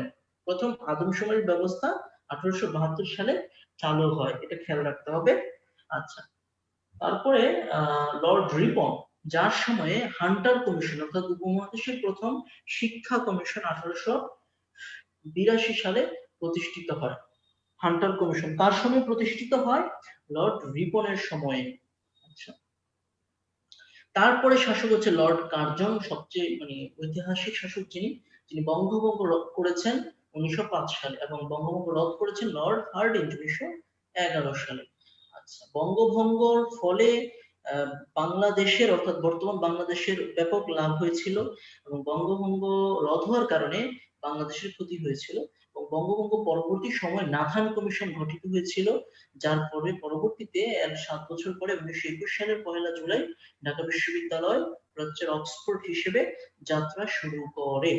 আচ্ছা, তো সর্বশেষ ইংরেজ শাসক ছিলেন লর্ড মাউন্টব্যাটেন। এতটুকুই ইংরেজ শাসকদের সম্পর্কে জানলে হবে। আরেকটা বিষয় জানতে হবে, সেটা হচ্ছে যে প্রথম নিযুক্ত গভর্নর কে, প্রথম গভর্নর জেনারেল কে, প্রথম ভাইসরয় কে, শেষ ভাইসরয় কে, এই বিষয়গুলো খুব ভালো করে জানতে হবে, এখান থেকে প্রায়শই পরীক্ষায় আসে। আচ্ছা, এখানে আমি লিখেছি চির উন্নত মমশীল। এটার কারণটা হলো ইংরেজদের বিরুদ্ধে বাংলায় যে সশস্ত্র এবং বৈপ্লবিক আন্দোলন সংঘটিত হয়েছিল, তাদের মধ্যে এই সমস্ত ব্যক্তিবর্গ সবচেয়ে বেশি অগ্রগণ্য ভূমিকা পালন করেছেন। এর মধ্যে তোমরা দেখতে পাচ্ছ সবার বাম পাশে উপরে যিনি, তিনি হচ্ছেন তিতুমীর সৈয়দ মীর নিসার আলীর নামে, যিনি প্রকৃত নাম ছিল। এবং তিতুমীর ব্রিটিশদের বিরুদ্ধে আন্দোলনে প্রথম শহীদ। তিতুমীর ব্রিটিশদের বিরুদ্ধে আন্দোলনের প্রথম শহীদ। আচ্ছা, তারপরে আমরা দেখতে পাচ্ছি হাজী শরীয়তুল্লাহ নিচের দিকে। হাজী শরীয়তুল্লাহ, যিনি ফরাইজি আন্দোলনের উদ্যোক্তা। ফরজ শব্দ থেকে ফরাইজি শব্দটির উৎপত্তি, ফরজ থেকে ফরাইজি। তিনি মাদারীপুরে জন্মগ্রহণ করেন, কিন্তু বর্তমান যে শরীয়তপুর জেলা, সেই শরীয়তপুর জেলার নামকরণ হয়েছে হাজী শরীয়তুল্লাহ নাম অনুসারেই। আচ্ছা, তার মৃত্যুর পর তার সুযোগ্য পুত্র মহসিন উদ্দিন ওরফে দুদু মিয়া, তিনি এই আন্দোলনকে সামাজিক থেকে রাজনৈতিক আন্দোলনে রূপ দিয়েছেন। তারপরে নিচে যে ছবিটা ভারতের পতাকার সাথে দেখা যাচ্ছে, মঙ্গল পাণ্ডে, যিনি সিপাহী বিদ্রোহের প্রথম নিহত ব্যক্তি, মঙ্গল পাণ্ডে। আচ্ছা, তার সাইডে আমরা যে দেখতে পাচ্ছি উপরে আমাদের সবার প্রিয় স্যার সলিমুল্লাহ, নওয়াব স্যার সলিমুল্লাহ, যিনি ঢাকা বিশ্ববিদ্যালয়ের 600 একর জমি তিনি দান করেছেন তৎকালীন সময়ে। বর্তমান যে ঢাকা মেডিকেল কলেজ, ঢাকা বিশ্ববিদ্যালয় এবং বুয়েট যে অংশের মধ্যে প্রতিষ্ঠিত, সে অংশের পুরো জমি, পাশাপাশি রাস্তাঘাট, জাহাজ, সবকিছুই নবাব সিরাজউদ্দৌলা সেই ট্রাস্ট করা, সেই দান করা জমির মধ্যেই নবাব সিরাজউদ্দৌলা বলেছি, নবাব স্যার সলিমুল্লাহ এই তার দান করা জমির মধ্যেই বর্তমানে প্রতিষ্ঠিত। এবং তিনি 1906 সালে নিখিল ভারত মুসলিম লীগ প্রতিষ্ঠার ক্ষেত্রে অগ্রগণ্য ভূমিকা পালন করেন। 1906 সালে নিখিল ভারত মুসলিম লীগ ঢাকায় প্রতিষ্ঠিত হয়। ভারত মুসলিম লীগ প্রতিষ্ঠিত 1906 সালে 30শে ডিসেম্বর। তিনি সেখানে অগ্রগণ্য ভূমিকা পালন করেন, নওয়াব স্যার সলিমুল্লাহ। আচ্ছা, ব্রিটিশদের থেকে তিনি স্যার উপাধি পেয়েছেন। তারপরে যিনি আছেন এই ভদ্রলোক, উনি হচ্ছেন সূর্য সেন, যিনি মাস্টারদা নামে বেশি পরিচিত। তাকে 1934 সালে ব্রিটিশরা অন্যায়ভাবে ফাঁসিতে ঝুলিয়ে মৃত্যুদণ্ড প্রদান করে। এরকম আরো ছিলেন, ক্ষুদিরাম বসু ছিলেন, প্রফুল্ল চাকি ছিলেন, প্রীতিলতা ওয়াদ্দেদার ছিলেন, তাদের নামগুলো আমাদের একটু জানতে হবে। আচ্ছা, তারপরে যে অংশটা, যে মহাত্মা গান্ধী যিনি অহিংস এবং সত্যাগ্রহ আন্দোলনের জনক, ভারতের জাতির জনক, এবং মোহাম্মদ আলী জিন্নাহ যিনি দ্বিজাতি তত্ত্বের জনক এবং পাকিস্তানের জাতির জনক, এই বিষয়গুলো আমাদের একটু জানতে হবে। অর্থাৎ ভারত বিভক্তির দিকে যখন আসতে শুরু করে তখন এই দুজন ব্যক্তি উপমহাদেশে সবচেয়ে বেশি অগ্রগণ্য ভূমিকা পালন করেছে। তো মহাত্মা গান্ধী যিনি ভারতের জাতির জনক, সত্যাগ্রহ অহিংস আন্দোলনের জনক, তিনি ভারত ছাড় আন্দোলন করেছেন। তিনি বলেছেন যে করেঙ্গে না মরেঙ্গে, হয় করব নয় মরবো, ডু অর ডাই। ব্রিটিশদের বিরুদ্ধে কথা বলেছেন, তোমাদের ডাইজেস্টে আছে। এবং গান্ধীর ক্ষেত্রে ইন্টারেস্টিং অনেক ফ্যাক্ট আছে। সেই ফ্যাক্ট গুলো হচ্ছে, গান্ধী নিরামিষ ভোজী ছিলেন, তিনি কিন্তু ব্যারিস্টার ছিলেন। তিনি ভারত থেকে লন্ডনে গিয়েছেন, ওখানে গিয়ে তিনি ব্যারিস্টার হয়েছেন, হয়ে তার মা গান্ধীকে নিয়ে আসতে চাচ্ছিলেন এই কারণে, যাতে করে ব্যারিস্টারি ওখানে পড়তে গিয়ে কোনো মেয়ের খোপ করে যাতে উনি না পড়ে যান। একই সাথে তারা তো নিরামিষ ভোজী ছিলেন, ওখানে গিয়ে তো তার ওখানে আবার লন্ডনে তো নিরামিষ পাওয়া যাবে না, ভেজিটেরিয়ান ফুড পাওয়া যাবে না, যার ফলে ওনাকে নিয়ে আসতে চাচ্ছিলেন। তো নিয়ে এসে গান্ধী শেষ দিক থেকে এরকম একদম নিরামিষ ভোজী পুরো সন্ন্যাসী টাইপ জীবনযাপন করেছেন। তিনি বিয়ে করেছেন, সন্তানও হয়েছে তার, কিন্তু সন্ন্যাসী টাইপ জীবনযাপনই উনি মূলত করেছেন। এবং গান্ধীর কিন্তু আরেকটা ইন্টারেস্টিং ফ্যাক্ট বলা হয় যে গান্ধী সারা জীবনে যত হেঁটেছেন তা দিয়ে, মানে তিনি যত হেঁটেছেন টোটাল যে কাউন্ট করা হয়, যে তার ওয়ার্কিং যে ডিস্টেন্স, সেটা প্রায় পুরো পৃথিবীর ব্যাসার্ধের প্রায়, ব্যাসার্ধের না, পুরো পৃথিবীকে 2বার তিনি ঘুরেছেন আর কি, হেঁটে হেঁটে তিনি 2বার ঘুরেছেন, এত হেঁটেছেন আর কি। মানে যে চক্কর দিয়েছেন সারা পৃথিবীতে, এত হেঁটেছেন আর কি। গান্ধীর ক্ষেত্রে এই ফ্যাক্টটা বলা হয়, মানে সত্য, আংশিক অনেকটাই সত্য। আচ্ছা, তো গান্ধী কি করেছেন? ভারত ছাড় আন্দোলন করেছেন, তিনি অহিংস আন্দোলনের জনক, তিনি সত্যাগ্রহ আন্দোলনের জনক। তিনি 1946 সালে নোয়াখালীতে এসেছিলেন, নোয়াখালী সোনাইমুড়িতে তার নামে ওখানে একটা গান্ধী স্মৃতি জাদুঘর স্থাপিত হয়েছে। এবং তিনি 1948 সালের 30শে জানুয়ারি নাথুরাম গডসে নামক এক আততায়ীর হাতে আহ মানে নিহত হন। এবং নাথুরাম গডসেকে প্রথম স্বাধীন ভারতের প্রথম মৃত্যুদণ্ড দেওয়া হয় নাথুরাম গডসেকে, মহাত্মা গান্ধীর যে হত্যাকারী। মহাত্মা উপাধিটি দিয়েছিলেন রবীন্দ্রনাথ ঠাকুর। মহাত্মা হচ্ছে মহান যে আত্মা, আর গান্ধীর এরকম পূর্ণ রূপ হচ্ছে মোহনদাস করমচাঁদ গান্ধী। তার জন্মস্থান হচ্ছে ভারতের গুজরাট প্রদেশে। আচ্ছা, মোহাম্মদ আলী জিন্নাহ যিনি পাকিস্তানের জাতির জন্য, তিনি কায়েদে আজম নামে পরিচিত, মানে মহান নেতা। কায়েদে আজম মানে মহান নেতা। তো তিনি হচ্ছেন দ্বিজাতি তত্ত্বের প্রবক্তা। দ্বিজাতি তত্ত্ব কি? দুইটা জাতি, মুসলিম এবং হিন্দু, মানে ধর্মের ভিত্তিতে দুইটা জাতি হবে। এই দ্বিজাতি তত্ত্বের প্রবক্তা তিনি। তিনি হ্যাঁ, তিনি হচ্ছেন দ্বিজাতি তত্ত্বের প্রবক্তা। একই সাথে এই মোহাম্মদ আলী জিন্নাহ কায়েদে আজম বলেছি আমি, আমাদের যখন স্বাধীন হয়ে গেল, অর্থাৎ 1947 সালে 14 আগস্ট যখন পাকিস্তান স্বাধীন হলো এবং ভারত যখন 15 আগস্ট স্বাধীন হলো, তারপরে আমাদের ভাষা আন্দোলন রিলেটেড অনেক বিতর্কিত ভূমিকা গান্ধী রেখেছেন, মোহাম্মদ আলী জিন্নাহ রেখেছেন। যাই হোক, তিনি তারপরেও পাকিস্তানের জাতির জনক এবং কায়েদে আজম হিসেবে পরিচিত। আচ্ছা, এখানে বাংলার ত্রিরত্ন মানে 3 মহান নেতাকে দেখানো হচ্ছে, যে মাওলানা আব্দুল হামিদ খান ভাসানী, যিনি আওয়ামী মুসলিম লীগের প্রতিষ্ঠাতা সভাপতি ছিলেন 1949 সালের 23শে জুন যখন প্রতিষ্ঠিত হয়। এবং শেরেবাংলা একে ফজলুল, যিনি বরিশালের কৃতি সন্তান, যিনি অনেক কাজ করেছেন, যিনি অবিভক্ত বাংলার প্রথম মুখ্যমন্ত্রী ছিলেন। তার যুক্তফ্রন্টের পর তার মন্ত্রিসভা তৈরি হয়েছিল। তিনি ঢাকায় ইডেন গার্লস কলেজ করেছেন, তারপরে হচ্ছে চাখার কলেজ করেছেন। তিনি বঙ্গীয় কৃষি খাতক আইন প্রণয়ন করেছেন, যিনি হচ্ছেন ঋণ নেওয়ার জন্য বঙ্গীয় চাষি খাতক আইন প্রণয়ন করেছেন। এভাবে আরো অনেক কাজ করেছেন শেরেবাংলা একে ফজলুল, যিনি লাহোর প্রস্তাব উত্থাপক। সবচেয়ে গুরুত্বপূর্ণ যে অংশটা, 1940 সালে উনি লাহোর প্রস্তাব উত্থাপন করেন। কোথায়? এটা খুবই কনফিউজিং প্রশ্ন, যে লাহোর প্রস্তাব কোথায় উত্থাপিত হয়। প্রশ্নটা আসলে সবাই তো লাহোর দাগিয়ে আসবে, অপশনে লাহোর থাকবে, কিন্তু মনে রাখতে হবে লাহোর প্রস্তাব উত্থাপিত হয়েছে উত্তরপ্রদেশের রাজধানী লখনৌ শহরে। উত্তরপ্রদেশের রাজধানী লখনৌ শহরে